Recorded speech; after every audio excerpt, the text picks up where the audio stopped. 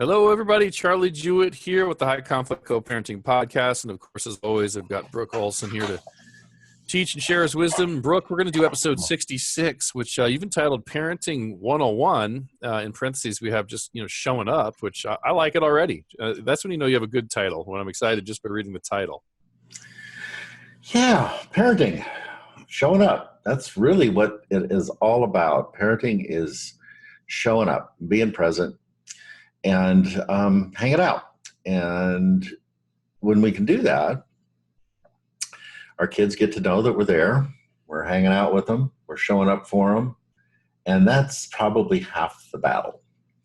The thing with parenting is it just doesn't happen. It isn't something that is just, we got it, we do it, we had a baby, I'm a parent, here we go. That's not the way that this works. How we parent our children is usually determined by how we were raised. Right. We are using our parents' template. They are using their template. They are using their parents' template. And this stuff goes back ages unless somebody somewhere along the line woke up and figured out how to do this. Now, parenting as a philosophy, parenting as a model didn't really start to take on a form until sometime in the last century. And people started to go, hey, wait a minute. This didn't come with a book. Mm-hmm. And because it didn't come with a book, we're just kind of doing what our grandma did or our grandfather did or whoever. And, we're seeing some behaviors going forward that didn't work. So let's take a look at what's working. Let's take a look at what's not working. And let's start to pull apart and see why these work and why these things don't work. So, this was part of the development of psychology, of developmental psychology, and to begin to see human patterning. So if we looked at the way we parent, I know for me, I know the way that my grandfather parented my father. And I know how my dad was reactive to that. And I saw his brothers and sisters and how they reacted to that. And then there was so much about how he parented me that I didn't dig, that I thought was off base. And I kind of parented kind of sort of the same way and then opposite in a lot of ways. And that didn't work. So when I got into parent education, when I started taking my redirecting children's behavior teacher training and stuff, I got to really see the nuts and bolts of why this stuff didn't work, and then beginning to change the narrative into what did work. And the beliefs about what I thought was okay was so not okay. And this is what so many of our parents do. I mean, you've been in my classroom and you've heard me ask the class, and I do this consistently. It's like, how many of you guys have had a parenting class? And by and large, I'll get a hand, maybe two, sometimes nobody. Right. And yet you're sitting here telling me that you're a good parent. You're telling me that you know what you're doing. You know that this is taking place, and this is not how it works. So belief systems, which is what we were just talking about in the last podcast, come into our parenting styles. And these belief systems are how children receive their messages and how they take in information. And we've got three basic parenting styles. I'm going to leave the last one out just because it just doesn't happen all that often. But the three basic parenting styles that we've got are autocratic, authoritative, and permissive. And I'm just going to kind of go through each one of these, and I'm going to spend a lot of time on one of them, but I'm going to talk about what each one of these kind of bring forward and the belief systems and how they work and why they don't work. Yep. So the autocratic parenting style is a parent setting boundaries. You and I, everybody knows this one. It's my way or the highway. this is the way it's going to be. We're not going to talk about it. I know better than you know. And this is just the way it's going to go down. And we're going to set hard boundaries, and you're going to know what the boundaries are. And when you cross those boundaries, there's going to be punishment. And the punishment may be corporal, the punishment may be, you're going to go pick up poop in the backyard from the dog. You're going to go scrub toilets. You're going to do whatever.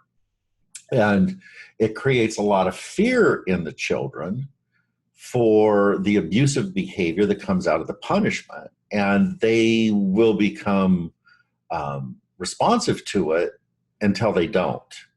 And usually when they don't, all hell breaks loose. And this is usually around puberty. And we've got teenagers that are running amok. But we've also got is children with maladaptive behaviors that are maybe showing signs of ADHD or oppositional defiant behavior or sneaking around in the background, doing things that they're not supposed to be doing, manipulative, all of these things that, again, are adaptations out of their experience to try to get needs met where they're not getting met and to feel seen, heard. We talk about negative reinforcement for our kids with this kind of negative attention that they get. And we wonder why they continue to act out is because we're giving them the attention that they're not getting in a positive reaction. Mm-hmm. And, the parent is determining, it's making the determination for the child about everything that's good and bad. Their child doesn't have an opportunity to go in and explore the world and see what is working and what's not working, and why it is working and why it isn't working. And the child's not a part of the discussion of what happened. It's like something went wrong, and it's just, boom, we're done. Mm-hmm. You're in trouble. Go to your room. Go pick up the dog poop. Go scrub a toilet. Go do something. And there's no conversation about what happened. And the child may not have actually done what happened, but there's no opportunity to sit down and go, wait a minute. No, this autocratic parenting is something that is just, it shuts off the expression of the child in so many ways. And it develops beliefs that are on somebody else. The beliefs that they develop are somebody else's opinion, somebody else's construct, and the inner development of the self doesn't take place in this arena. They don't learn how to process and problem solve. It's either distorted or it's inhibited. And either way, it's not effective. Why would you have to problem solve if somebody else tells you right and wrong about everything? Right. You're not asked to think at all in a dictatorship like this, right? Autocratic sounds very much like a dictator. Mm-hmm. You're not really asked to think or being taught to think or chime in. And you're certainly not being trained to be a parent. You're just supposed to be an obedient subject. Right. And we can see how problematic that is, right? Yeah. And human will has potency in it, and it wants to go in a particular direction. It wants to have its expression. And when that expression is inhibited, it's going to leak out in inappropriate ways. Yep. Yeah. So that leads us, and I'm going to actually skip down here a little bit. Okay. I'm going to end on a high note when we get there. Okay. I'm going to go down to the permissive. So the other parenting style is permissive. And this one is kind of like the opposite of the autocratic. It's got no boundaries. Helter skelter. Do what you want to do. There's not a high expectation of the child's maturity. There's not an expectation that they're going to process and be responsible. There's a lack of structure for them. And there's an entitlement that comes out of that, because within that, they don't have to think. They don't have to be responsible. They don't have to take on chores. They don't, there's not consequence to their world. It's just kind of like, just be free, go do, flip around. This doesn't work in nature. in mammalian society, in the structures, the parents of the cubs, correct the kittens or the pups or whatever that structure is, the horses with the foals and all of that. There's corrective stuff so they don't hurt themselves, so they don't get into trouble, so they don't go outside of the herd or the tribe or whatever it is that the structure is that keeps them safe. Yeah. And this permissiveness lacks that. So the kids don't learn containment. There's not an expectation of self-regulation.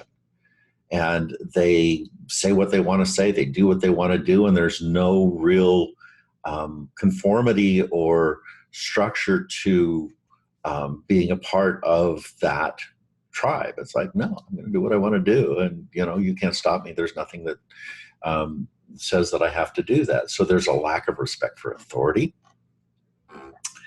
And the children, as they grow up to be adults, don't understand consequence. Mm-hmm. So when somebody says, no, you can't do that, there's not a look around to see, well, why is that? There's a, no, yes, I can do whatever I want. And that falls into that. And this is what comes out of the permissive parenting. And I see both of these parenting styles so often in my classes. And oftentimes they're within the family. We've got one autocratic parent, we've got one permissive parent. And they're at odds. I mean, the autocratic parent can see that the need for structure is really there and it's legitimate. And the permissive parent is looking at this and going, well, that's abusive, and that's true too. But neither one of these sets of parents are really getting the message about what's really needed for the development of the kids and how parenting in an authoritative manner is really the answer here. So authoritative parenting kind of came out of Dr. Dreikers in the 70s. He wrote a book called Children, the Challenge, and really looked at how to developmentally help children be seen, heard, that have boundaries, that they create choice and consequence. And there's this opportunity to really be a parent and be present, to show up for the kids, because this particular kind of parenting requires exactly that. Yeah. Seems like authoritarian, or what do you call it? Autocratic, right? Autocratic or authoritarian, yeah. Like autocratic and permissive are the two that you get for free without any hard work. You just pick it up and you sort of like, it's your natural bent without any, like the natural thing to do every day is lay around and watch TV and not get up and exercise, but there's a lot of benefit that comes from movement, right? Right. These are without any work. And yeah, like taking classes and learning and treating it like any responsibility is the right, is a good thing to do. Like what we're about to talk about, I would assume, doesn't come for free. It's sort of the benefits of work and thought. It takes time. It takes time, right? It takes showing up. It isn't just a knee-jerk reactive process like the other two are. It's it's not being lazy. It's being here. And what our children are looking for, how they develop in a healthy way, is to have a model, to have somebody that reflects back to them.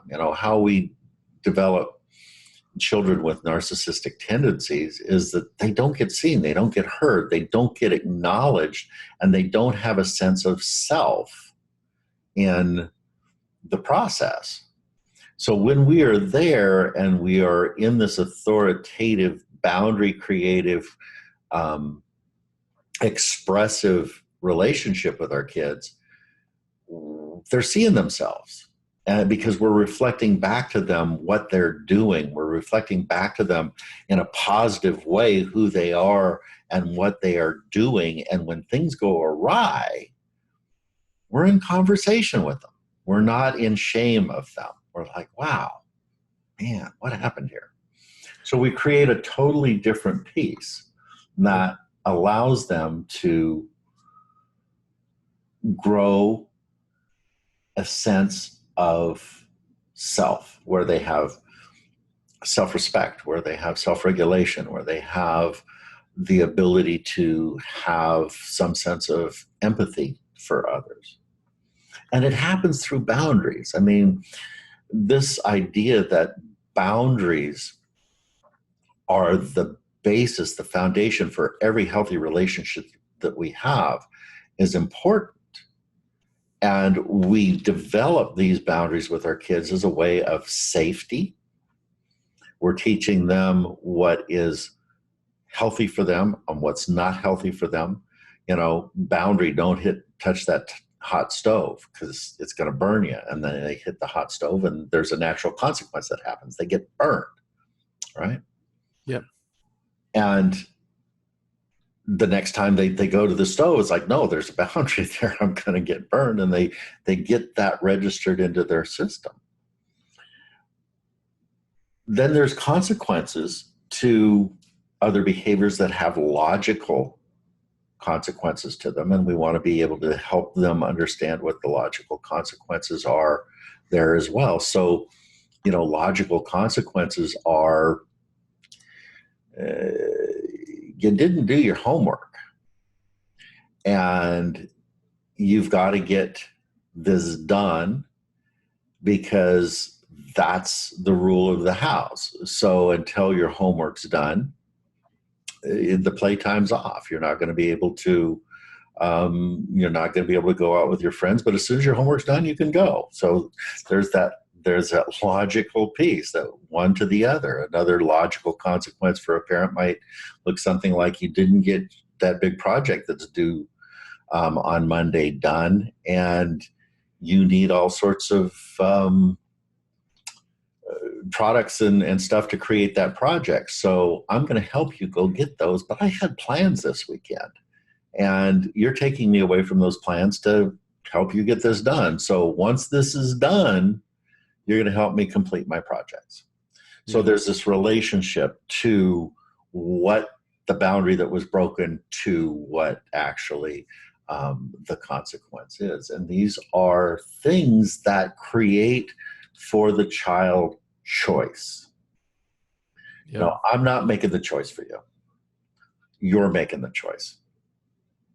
And, you know, I love, my grandson just brings so much stuff into my world. I was talking to his dad last week, and he wanted to have a buddy over, or a buddy wanted to have him over. And he went to his dad and he said, do you think that I can do that this weekend? And his dad looked at him and said, what are you asking me for? You know what the parameters are? Are you within the parameters?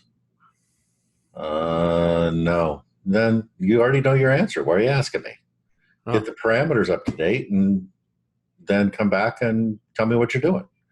You know, so he's really giving him that place of, you know, these choices are yours. And he's 16, you don't do this with a 6-year-old, but you start with a 4-year-old or a 5-year-old, and it's like they start to learn that these choices are their own because we have given them the boundary, we've given them the parameter.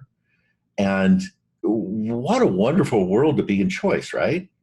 Yeah. You know, I can go buy a car because I made the choice to save the money.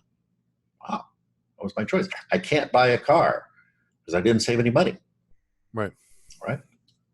And these are the choices that take us into self-responsibility.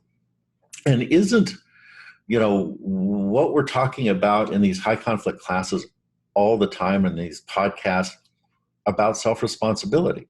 You know, I am the person that is making the choices, that is driving this bus, that is creating the situation. And if something goes off the rail, I got to look at what I did. Yeah.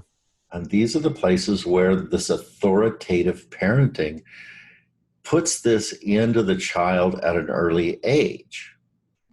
We're really short-circuiting the conflict that happens in a person's life when they can begin to do this. They learn how to solve the problems because we sat down with them and we said, something happened here. Let's break it down and see what happened. And then let's look at how we solve that problem in real time right now. Something went wrong. We got to solve the problem. And next thing is how do we prevent it next time around? Prevention. Forethought, cognitive process. Where are we going? And then repair. I feel like if you got into the cockpit of an airplane, you'd see what it looks like after generations of problems that people go, oh, how do we solve that next time? Or how do we avoid that next time? Or, I mean, I would think even flying today with the 300 or 400 dials or whatever's in there, still the entire process is problem solving. And I've talked to you about this, that you're never driving straight in a car. You're always correcting. Just Right. little corrections. But like that in that cockpit example, like all of those are examples of, wait a minute, how do I know how close I am to the ground? How do we make sure this doesn't happen again? If you look at the early airplanes, they didn't have any of that, right? Mm-hmm. And then just because I'm an analogy guy, just the way my brain works, I haven't been there, but I remember listening to somebody talk about a country where there's no lines on the street. So it's really like 2 or 3 lanes with like 5 or 6 lanes of people honking at each other and just like driving completely crazy, right? Mm-hmm. And I don't like that. I don't like no boundaries, total chaos. I also don't like being trapped in the carpool lane. I'm sure not every country or state listening has a carpool lane, but we have these carpool lanes on the left where you have a guardrail on the left and a guardrail on the right. You're not allowed in or out. You're stuck there for a while, right? Right. I don't like being stuck there watching my exit go by, wishing I had the choice to move over. What I really want is 3 or 4 lanes of lined highway that I can choose which lane to be in based on how fast I want to go and where I want boundaries with choice, with freedom, not complete freedom. Like permissive driving is no rules, no stoplights, no paint on the streets, just every man for himself. And then that sort of autocratic is like I have a wall to the left, a wall to the right. I can only go straight or stop, and I can't even get where I want to go. It just takes me there, Right. Right. Choices.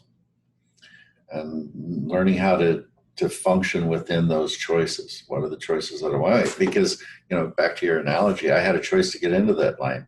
I had a choice to get into that lane to go faster. And the consequence of being in that lane is I lost some choice, right? I have lived here. You might know the area I'm talking about. I've lived here for 18 years now, 19 years, right? And there's that area where the 78 is the 15, and you have to get off the carpool lane or else you can't get from 15 to the 78 going west. And it seems like you should. Like they built the whole thing, spent all the money. It's major highway to major highway with a lot of traffic. Why the heck can't you do it? But if you miss it, you're going up to the next exit. And I still miss it sometimes because that's another form of choice. Was I on the phone? Was I zoning out? Whatever. It's a choice to not purposefully remember, right? Yeah, but you get to go by Auto Park a lot. Get off at Hale. Yep, you get to see a lot of new cars. Yeah. The other piece about the problem solving that I think is important, and I just touched on this, is the repair component. Relationship requires us learning how to do repair, and we're going to make mistakes. We're going to make mistakes in every single relationship that we have. And, by taking responsibility, by figuring out what went wrong, by, figuring out how not to do it again, it leads us into how do I fix what just happened? How do I do repair? And repair not being from a place of,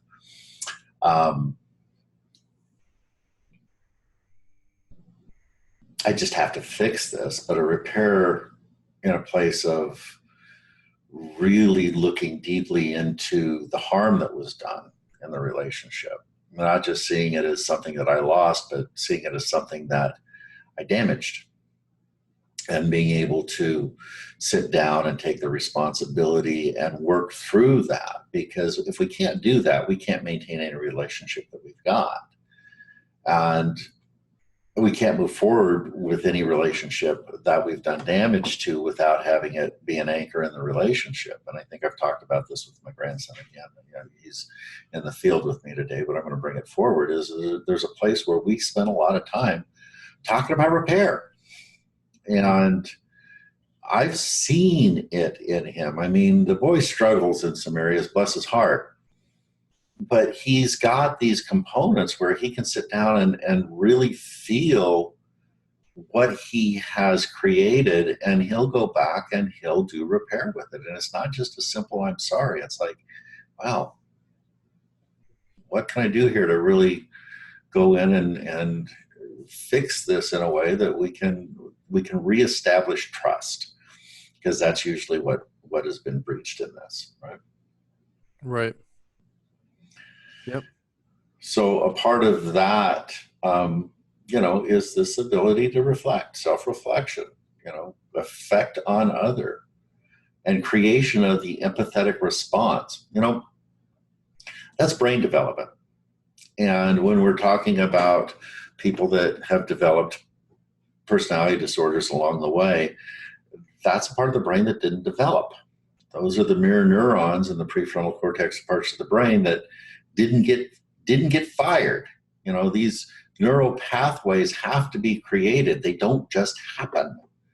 And part of parenting is reflecting what's happening for the child and taking them into a somatic response, a self-felt response of what did that feel like? What was that effect on you as it has an effect on other? And that is a part of our parenting, damn it. It doesn't just develop. And when this stuff goes awry, we're the creators. Mm-hmm. We have to be able to be in this. And again, a part of this reflection, this self-reflection, this place where we're helping our children grow into healthy human beings and having the brain development that's required here, is teaching containment. And containment of explosive emotions is an important aspect. And it doesn't just happen, it's developed. And it comes out of, how does that feel in your body? I want to scream, I want to hit the wall, I want to come undone. And being able to know that we can dial that part back and contain it, because that type of behavior is detrimental to every relationship that we have. Mm-hmm. And again, it's a part of the brain that has to develop. And when we don't use it, when it's not required, when it is allowed to happen as it is in a passive or a permissive parenting style, then when that adult shows up with that behavior, it's like, yeah, that's not going to work long term in any relationship. And that containment's got to be taught. So when we're doing this with our children, when we're parenting from this authoritative state, when that child blows up, we sit down and we model containment. We don't blow up at them. And then we look at them and we go, wow, that's a powerful reaction. What's that feel like? Ah, yeah, I can see. I wonder what would happen if we just kind of slowed this down here a little bit and what that might feel like. Because what they're trying to do is self-regulate, and we have to teach them how to self-regulate. It's not an inherent piece. Seems like the best police officers have really gotten good at that. Like, if everybody's spazzing out and they show up and they're spazzing out, it's just nothing good happens. But they tend to come with an authoritative calming, like, okay, you know what I mean? Like, what's going on here? Like, give me the facts, right? But they're holding space for the conversation, right? And that's our limbic nervous system. That's our limbic nervous system at work. If we're good at this, if we practice this, if we become good at this as parents, our children regulate off of us or dysregulate off of us. Yeah. When we're calm, when we got it going on, they're calm. When we're losing it, they're losing it. Yeah. And this happens again in mammalian societies. There is an alpha, there is a leader, there is a calm individual within the herd, the tribe, the pack, whatever it is, that is alert and is able to help everybody else regulate because they know what the hell's going on. Like Donald Trump? See, now I have to edit that, you son of a bitch. There you go. But yeah, this is the piece. This is the piece that we have to be able to do. I think you're starting to throw those in just so I do that. Just got to keep you working. Make me work harder. So that's teaching the pause. That's teaching that don't just do something, sit there, just hang out, feel it, know that there's nothing that has to be done here. Because isn't that one of the best tools that we have? I know for me that when I can sit there and see everything going nuts around me and just go, I don't have to do anything here. I just have to let this find its own way. That's easy. It's when I get in and I try to correct course and try to make everybody else do something else that the problem starts. Yeah. So, teaching that containment and that pause is really important. Right. Yep. And then a part of the authoritative parenting as well is teaching responsibility. Teaching children how to take responsibility, how to be a part of the family, how to be a part of the community. Teaching them that the understanding of other person's needs in the process is an important part of being a member of the society, the tribe, the family, and that there's something bigger than themselves that is important for the sustaining of all of it, and that they are an integral part of it, that they are an important part of it, and that when our chores are up and we need to do our chores, that's a part of maintenance of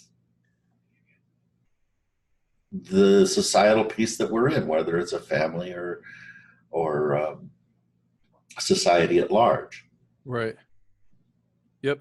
Isn't it funny? You never escape chores if you have an HOA. You never escape chores anywhere, any place. We have to self-sustain, and our chores are teaching us how to keep order and to get things done in a way that are healthy, that we can find things and we can feel order in our world. And these chores that we're teaching our kids to do that are part of our parenting are teaching opportunities. Mm-hmm. They're teaching our children how to be self-sufficient. We're teaching our children how to step out when they're out of our house to be able to do their own laundry, to cook their own meals, to clean their own house. Yeah. And to not be dependent on somebody else, with the joke about the kid going off to college and always bring the laundry home on weekends for mom to do because they don't know how to do their own laundry. What's happening? Yeah. But this is what we're preparing our children to do when we are doing that.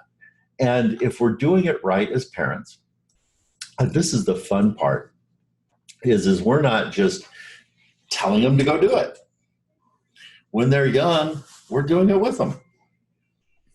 We're separating laundry. Yeah. We're making oatmeal when they're 4 years old. We're loading the laundry into the washing machine, and, the little kid loves pressing the button because it makes it go.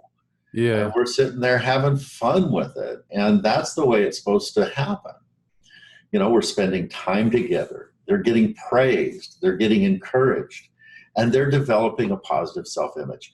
And when we can do these simple things as parents, we kind of laid out an outline here, but this outline that we laid out today is so easy to fill in that we're creating healthy individuals that are going to have healthy relationships. They're not going to be dependent on somebody else to take care of them. They're going to be engaged, and they're going to find people in their world that do the same because they naturally come together. this is showing up. It's simple and it's pleasurable. Children can be fun, they can be delightful, and they're going to be challenging. And the challenges that they bring us is for our own growth. Yeah. They're reflections of us. And when we bump up against them, we're bumping up against ourselves. And when we can resolve that one, we're cleaning up a big mess that our ancestors have left us going forward. You know, one of the things that I think that I've used a lot along the way with the parenting is our positive anticipation things. I've talked about it in a previous podcast. Positive anticipation, or GEOs as I call them, genuine expectation opportunities, are things that we do with kids that pour all of these components in, and it's about having fun. Yeah. Parenting, relationship can be brilliantly fun. And when our children develop that sense of engagement with us, a sense of importance with us, a sense of attachment to us, they have a different perspective about the world. Their worldview is one of, this is a pleasant place to be. And when we're in a pleasant place, the depression or the anger or the dysfunction kind of slips away, because we feel good about being here. We feel good about our relationships, and we know how to do it. Mm-hmm. It's inherent in who we are. It's not a push. We don't have to go trying to recreate something that our parents created for us. Yeah. So this is parenting. This is 101. This is showing up. I don't know if you know this, but I just went to a leadership conference, and the person that ran the entire event had us back to his house the first night, and we watched The Pursuit of Happiness with Will Smith. Mm-hmm. And man, so good. It's so good. I mean, that is like, I've seen that guy. Is his name Chris Gardner, I think? I've seen the actual guy speak. His finger is completely bent, because actually in the movie he's doing a push-button phone, but in reality it was a rotary phone that he made all those phone calls with, and it bent the bones of his finger over the years. But that's a really good example of like showing up, whatever challenge is thrown at you, right? And staying connected and making it fun. I mean, remember when he's like sleeping in the bathroom with the kid, talking about they're in a cave and there's dinosaurs everywhere, and it's beautiful. Yeah. Yep. And we can do it from where we're at. It is a mindset. And once you guys start to do this, if you don't do this, if you learn how to do this, it'll change everything for you. It'll change everything for your children. It'll change everything for every relationship that you have. Yep. It's worth traveling and getting these skills. Absolutely. That's awesome. Thank you. All right, everybody. This has been episode 66, Parenting 101. Showing up is just, it's the first, it's almost half of it, right? But then when you show up, and I would assume, Brooke, if you want to just say in closing, I would assume that even those of us who consider ourselves really healthy parents, we can probably have parts of us or habits that are more autocratic or more permissive that we can recognize and not throw ourselves under the bus or get all depressed, but say, wait a minute, here's an area where I'm being autocratic, where I'm not letting them speak. I'm just saying it's my way or the highway, and this is how we do it, right? And they can have a little bit more, we can make adjustments and get even better in certain areas. Absolutely. And that self-corrective mechanism, that self-reflective piece, is how we go back and do repair. Hey, buddy, I really blew that one. I could have done that a lot better. Can I have a redo? Yeah, that's awesome. Cool. All right, everybody. We'll see you next week for episode 67. We'll leave it a surprise what that's going to be, but I'm sure it'll be awesome. Thanks, Brooke. Take care. Bye.